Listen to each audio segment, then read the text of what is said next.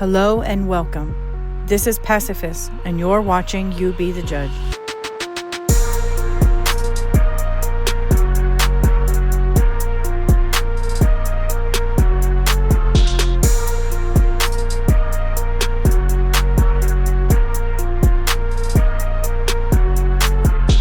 In today's vlog, we're going to discuss the multi-domain short-scale war or skirmish that included missile strikes, a significant aerial combat, and drone warfare between two eternal rival countries, India and Pakistan.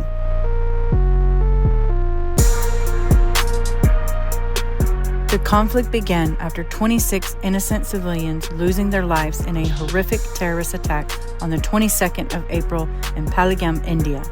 India accused Pakistan to be the perpetrator of the incident. In response to the perceived attack by Pakistan, India launched Operation Sindoor, which included conventional missile strikes where India targeted alleged 9 terrorist infrastructures in Pakistan and Pakistan-administered Jammu and Kashmir. India also took non-military measures, such as suspending the Indus Waters Treaty, terminating a visa-free travel regime, and closing the Attari border crossing.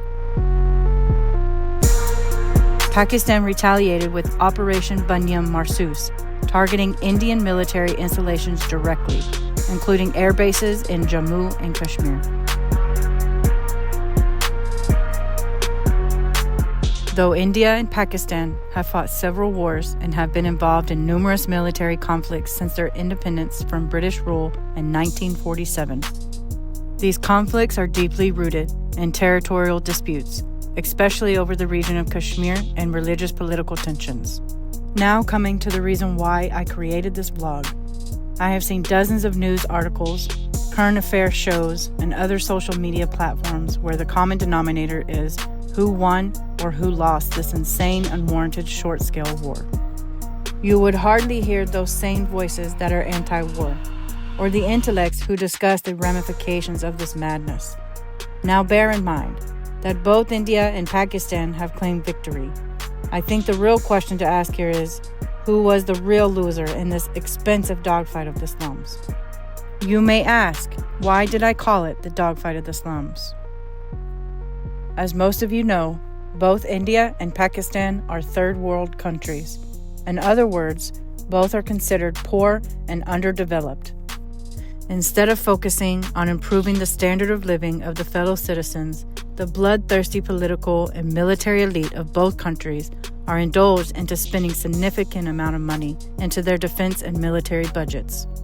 Pakistan, that faces ongoing challenges, including political instability, economic crisis, a fragile security situation, and the threat of terrorism, spent $10.2 billion in its military expenditures, which was approximately 2.7% of its total GDP. A country that has high poverty rate, according to the World Bank, is ready to do anything just to prove its superiority in the battlefield. Its significantly low per capita income makes its citizens continuously to struggle to make ends meet.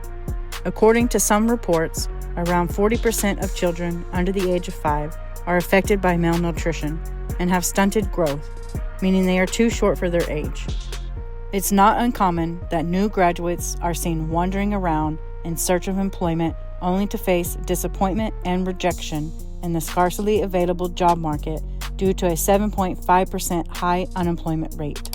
Pakistan's Human Development Index value is 0.54, placing it in the low human development category.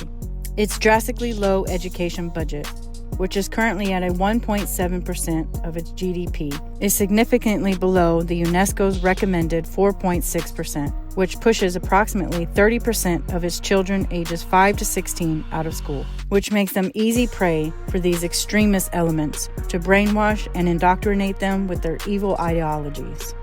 India, on the other hand, a country of over 1.4 billion people, a largest population in the world, and the so-called fourth largest economy, has per capita income of less than $3,000, which is substantially low. A huge portion of its population struggles with inadequate access to basic necessities, such as food, clean water, education, healthcare, and shelter. India spent approximately $86 billion in its military expenditures. This figure represents 3.2% of the world's total military expenditures.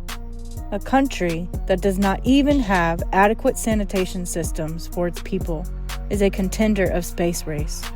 While approximately 20% of its population defecate on open train tracks due to the unavailability of toilets, the country's priority is to spend millions of dollars in space missions. India faces significant wealth inequality, with a small percentage of the population controlling a large share of the nation's wealth. A significant portion of its population lives below the poverty line, and a substantial number experience extreme poverty. However, India does not want to be left behind in arms race with the rest of the world. India is a major arms importer, historically the world's largest and currently the second largest, after Ukraine. According to reports, India has purchased over $136 billion worth of war machinery through 2024. Under current political leadership, the country grapples with human rights issues, including freedom of expression and the rights of minorities. Particularly, Muslims and Christians have reported increased incidents of discrimination, marginalization, and violence against them. Communal riots, hate crimes, and mob lynchings often linked to issues like cow protection or alleged forced conversions. Increasing control and influence of the government over media has raised critical questions about press freedom, journalistic integrity, and democratic values.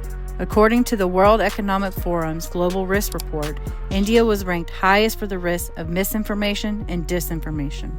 Dear listeners, we can go on and on discussing the challenges both of these poor nations face on a continuous basis. However, the point of this discussion here is, what did they achieve after this dogfight? Who was the real loser here?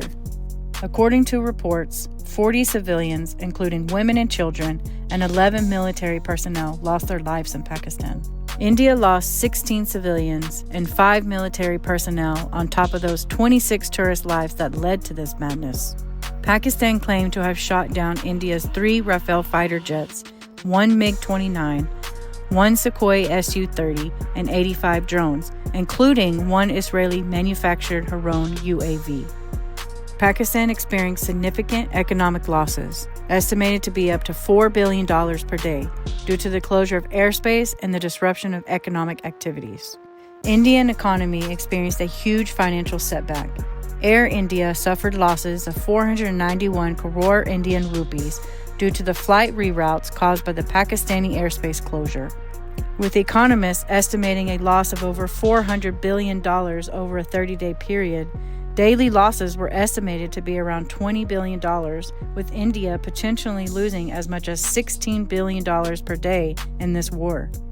This economic impact was attributed to factors like trade restrictions, disrupted economic sentiment, and the cost of military hardware. The conflict ended with a ceasefire due to the intervention by the U.S. President Donald Trump, but the combined civilian death toll was at least 66 according to the Reuters. Sooner or later, both India and Pakistan will recoup their financial losses, but those 66 innocent souls are never coming back. I believe the economic losses both of these countries have endured could have been easily avoided. This huge sum of money that was wasted down the drain could have been invested into human development and pulled their people out of extreme poverty. These resources could have been instrumental in producing the brightest and competitive brains.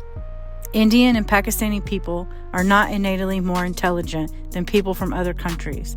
However, due to a strong cultural emphasis on education, competitive academic systems, and visible global success stories, they are often perceived as highly capable, especially in academic and professional fields. It's a reflection of hard work, opportunity, and societal values.